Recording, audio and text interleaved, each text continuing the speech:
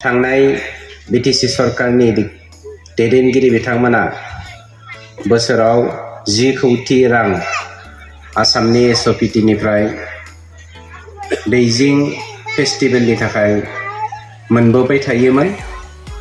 दैजिं फेस्टिभेलनि गेजेरजों गोबां समाजनि गेजेराव गुबुंले आबहावा सोमजिनायखौ जोङो नुबोनायखाय प्रेक्टिकलि मोनदांबोनायखाय जोंनि प्रमद बर' बिथांनि दैदेननायाव जोंनि सरकारा दैजिं फेस्टिभेलनि मुङाव बाहायनाय 10 कौटिखौ फुड फेस्टिभेलाव बाहायनो थाखाय थिरांथा लादों आरो बेखौनो दिनै जोंनि टुरिज्म बिफाना खोन्दो खोन्दो बोफ्लेनानै फुड फेस्टिभेल हाबाफारियाव बाहायनो थाखाय रांखौ रानफुंनाय जादों।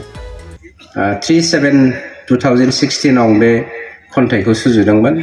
खन्थाइनि मुङा अनसुलि आइ। नों मानो एफाग्राब अनसुलि आइयै खाङा मानो सिख्लाय अरसै अरसै खबसे ओंखामखौनो खालामनानै खबनै जानांगौमोन नों रायखसिसो अन्थाइ बिखा फिसानि थै लोंग्रासो दा नुथारथोंमोन आं दुखुथिया बर'नि हालोदखौ। गोरोन्थिया सोरनि? जोनोमगिरि ना आं? जावना सैथो ना असैथोनि ना उलदाहा बे बुब्लिनि? नोंनि थाइनै गुना आहारनि गुनासो मोननै नामा?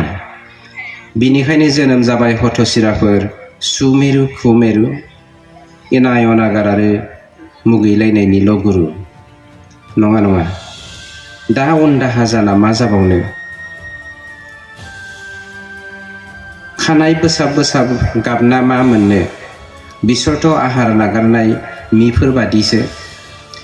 मेगन गेवनायसिम बिखायाव नोंनि उफ्ले उफ्ले आइथिं राब्ला खालामबाय नोंखौ अरफ्ले उरफ्ले। दा हास्थायसै आइयै रावनिफ्रायबो अननाय खेन्दासो। थेवबो आइयै जोबथा खावलायनाय नोंनिसिम हायोब्ला बुथुमदो खेबसेबाव फैथोंसै खौसेयै नोंनि दैदेननायावनो मोखां नायज्लायज्लाय लावखार ओंखाम जाथोंसै। 1/7/2016 मायथाइ थाबसि फिथाइ। खन्थाइनि मुङा थाबसि फिथाइ। जोहोलाव दाबोनो नों गावनि थाबसि फिथाइखौ सिनाय रोङाखै। बेथ' नोंजोंनो दं साया माया नोंनि सोलेरजोंनो थांफा फैफा माब्लाबा उन आरो सिगां जाना।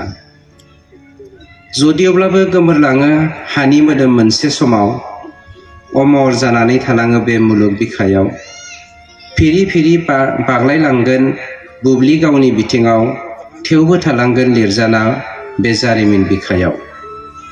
थाबसि फिथाइनि गुबुन मोनसे मुङा साहस आरो दिदोमथि।